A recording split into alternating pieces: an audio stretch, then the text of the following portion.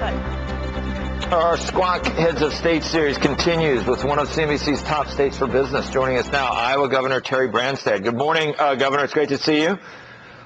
Good morning. It's great to be back. Thank you. Agriculture, obviously, is one of the strong parts of your state, and that immediately it always brings us to ethanol and that whole discussion, Governor. I mean, it helps Iowa, does it not? I mean, we're talking about jobs. We're talking about billions probably added to the economy. But then there's a lot It helps America, too. It helps America. Tell me. Because we got to reduce our dependency on foreign oil. Right. We got to reduce our dependency on foreign oil, and renewable fuels grown here also creates jobs, increases farm income, reduces pollution. So it's a win-win situation. But we also are looking to the future and saying, you know, we're going to a new generation of cellulosic ethanol. We're also a leader in wind energy and looking at other alternatives, also using biodegradable. We see just great opportunities to replace petroleum-based products with bio-based products made from corn and soybeans. Those are all opportunities to create jobs, and this whole biosciences has grown. Jobs in that field have grown even during this recession. We're very excited about it. We think Iowa is well positioned for that. We have a tax credit, a research and development tax credit, makes us very attractive for companies like DuPont and Monsanto and our locally grown company Chemin here and others.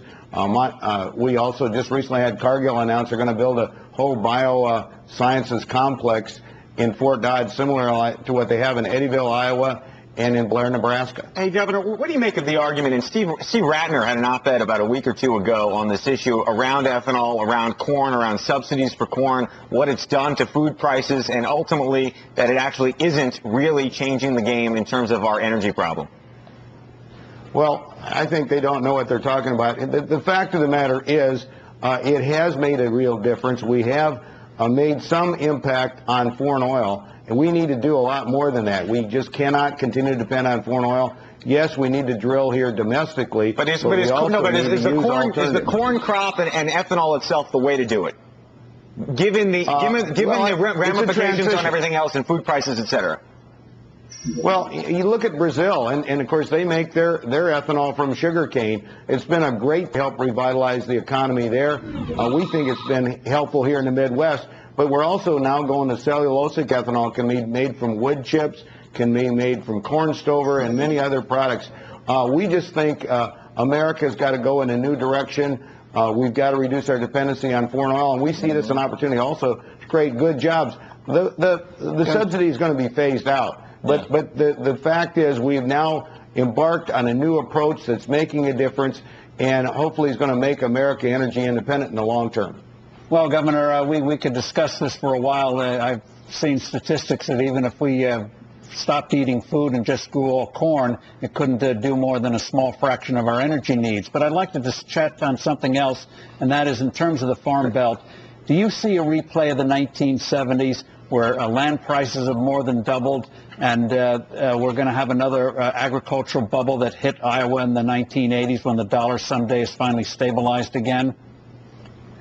Well, first of all, the difference between the 70s and now is in the 70s there was a lot of speculation, people buying land, on contract.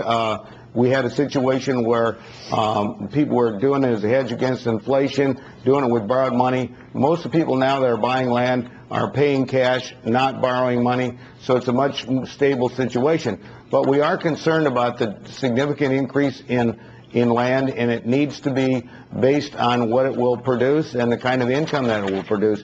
We're also interested in, the whole biosciences opportunity to create new products from it. I would also point out most of our corn goes to feed livestock. It does not go for human consumption. A small amount is for sweet corn for human consumption, but vast majority of it goes for livestock. And we think we have the productivity out here to increase yields and be able to meet the needs of the livestock industry quick question, continued in the fuel area. Great. Quick question, Governor. What is Iowa doing in terms of pension reform, trying to get it on a sounder basis? Well, every state has to face it. What are you guys doing? Well, I have already said that what governments have been doing in the past is unsustainable, and we need to look at our system. We're not as bad as say, California or Illinois. Those are in big trouble. But we in Iowa, I think, recognize that this is not sustainable. I think in the long term, we've got to look at reforming the system and controlling the costs. Health care, and we have state employees, 84% of our state employees pay nothing towards their health care. They need to make some contribution, have some skin in the game, and that's got to be true also with pensions Do you in have Iowa. legislation proposed to bring that about, those kind of reforms? Next year, actually next year is the year that we're going to be addressing those issues. The legislature does every couple of years, and my feeling is that we need to revisit. The legislature made some change there last year, but I think that instead of increasing the contribution, which is the taxes that the public has to pay, as well as increasing the contribution for employees, we need to look at other alternatives to reform our pension system, like the private sector has done. In Iowa, we have companies like Pioneer DuPont that's reformed and gone to a defined contribution system instead of a defined benefit system. So has Mid-America Energy. I want to look at the experience they've had and how we can make a transition that treats employees fairly, but also makes it sustainable for the long term. Governor, we appreciate your time today. Thank you. You bet. Glad to be with you.